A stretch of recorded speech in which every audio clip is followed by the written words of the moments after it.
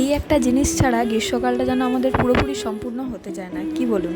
তা কেমন হতো যদি এই আম আমরা সারা বছরই অল্প অল্প করে রেখে খেতে পারতাম, মানে বিভিন্ন পদে ব্যবহার করতে পারতাম আর কি। বেশ ভালো হতো বলুন। তার উপর আবার ছোটবেলা থেকে যে মামাবাড়িতে বড় হয়েছি, যেখানে আমার অনেক ছোটবেলার স্মৃতি জড়িয়ে, সেই মামাবাড়ির বাগানের আমই কর্তামশাই সেদিনে গাছ থেকে পেড়ে নিয়ে এসছে।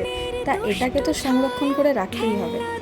তাই জন্য প্রথমে দুটো কচি আম নিয়ে সেটা ভালো করে একটা বাটিতে পরিষ্কার জলে ধুয়ে নিয়েছি। খুব ভালোভাবে আম দুটোকে ধুয়ে নিয়ে তারপরে তার থেকে খোসাগুলোকে ছাড়িয়ে আলাদা করে নিয়ে নিই। এই কাজটার জন্য কিন্তু আমাদের কচি আমই লাগবে। আমের ভেতরে যে আঁটি হয়ে যায় সেটা হলে কিন্তু চলবে না। দেখুন জলটা থেকে ঠিক কতটা নোংরা বেরিয়েছে। আমগুলো ধোয়া হয়ে গেছে, এবারে খোসাগুলো ভালোভাবে ছাড়িয়ে নেবেন।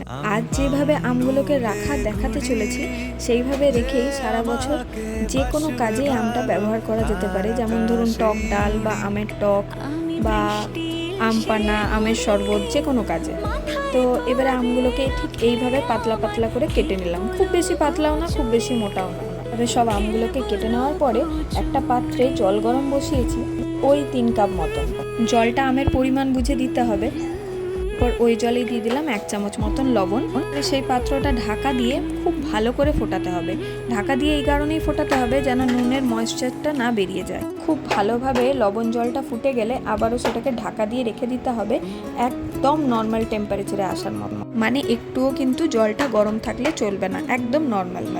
ব্যাস, এবার আর কিছুই না। এরকম কাচের ছোট জার নিয়ে নিয়েছি, এর মধ্যে আমের স্লাইসগুলো দিয়ে পড়ে তার মধ্যে দিয়ে দিলাম 2-3টে মতন কাঁচা লঙ্কা আর ওই ঠান্ডা লবণ জলটা একদম মুখ পর্যন্ত দিয়ে দিতে হবে, যাতে আমগুলো পুরোটা ডুবে যায়। আর লঙ্কাটা দিতে হবে আমের পরিমাণ বুঝেই, ওই 2-3টে দিলেই হবে। তো আমার একটা জারে পুরোটা ধরেনি, ওই জন্য আমি আরেকটা কাচের বোতল নিয়ে নিয়েছি। আর এই পদ্ধতিটার জন্য কাচের বোতলই কিন্তু একদম বেস্ট, অন্য কিন্তু প্লাস্টিকের বোতলে রাখলে চলবে না। ভাবে সারা বছর আমগুলো কিন্তু রেখে দেওয়া যেতে পারে।